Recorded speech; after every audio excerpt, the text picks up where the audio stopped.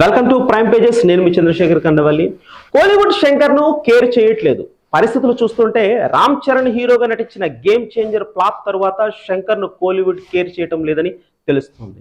ఎందుకంటే ఒకప్పుడు శంకర్ అంటే ఒక రేంజ్. ఆయన రూపొందించిన జెంటిల్ మ్యాన్, ఒకే ఒక్కడు, అపరిచితుడు, శివాజీ, రోబో ఇలా ప్రతి సినిమా ఇండియా సినిమా రికార్డులను బ్రేక్ చేసినవే. వరుసగా ఫ్లాప్లతో శంకర్ పరిస్థితి కోలీవుడ్లో దారుణంగా మారినట్టు తెలుస్తుంది. అసలు విషయం ఏమిటంటే గేమ్ చేంజర్ సినిమాకు కథను తమిళ దర్శకుడు కార్తిక్ సుబ్బరాజు అందించారు. అయితే ఇటీవల సూర్య హీరోగా నటించిన రెట్రో సినిమా వేడుకలో కార్తిక్ సుబ్బరాజు చేసిన కామెంట్స్ చూస్తుంటే శంకర్కు తమిళనాట ఎంత విలువ ఉందో అర్థమవుతుంది. గ్లోబల్ స్టార్గా తెలుగు ప్రేక్షకుల ముద్దుగా పిలుచుకుంటున్న రామ్ చరణ్ హీరోగా శంకర్ అలాంటి సినిమా ఎలా తీశారని రామ్ చరణ్తో పాటు ఆయన అభిమానులు కూడా షాక్ అయ్యారు. ఎందుకంటే టాప్ డైరెక్టర్ శంకర్ అనగానే భారీ అంచనాలు ఏర్పరచుకున్నారు. కథను ప్రతి కోణంలోనూ సూక్ష్మంగా పరిశీలించే శంకర్ ఎందుకు ఆ కథను సెలెక్ట్ చేశారు అనే అనుమానాలు అందరికీ ఉన్నాయి. ఒకవేళ శంకర్ ఓకే చేసినా అలాంటి కథను రామ్ చరణ్, దిల్ రాజు ఎలా ఒప్పుకున్నారు?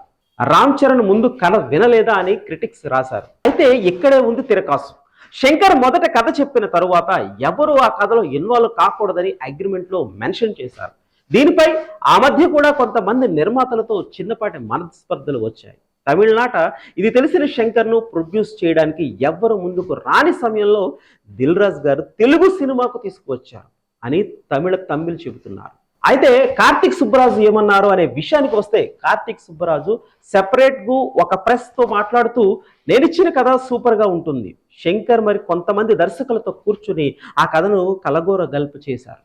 నా కథలో ఉన్న ఫ్లేవర్ నాకు ఎక్కడా కనిపించలేదు. అందులో నా తప్పేమీ లేదు, తప్పంతా శంకర్దే అంటూ బాంబు పేల్చారు. దీంతో అటు తమిళ పరిశ్రమలోనూ ఇటు తెలుగు చలనచిత్ర పరిశ్రమలోనూ శంకర్ మీద ఉన్న ఇమేజ్ పూర్తిగా తుడిచిపెట్టుకుపోయినట్టు అయింది. కార్తిక్ సుబ్బరాజు కామెంట్ల పైన శంకర్ ఏమైనా రియాక్ట్ అవుతారేమో వేచి చూడాల్సిందే.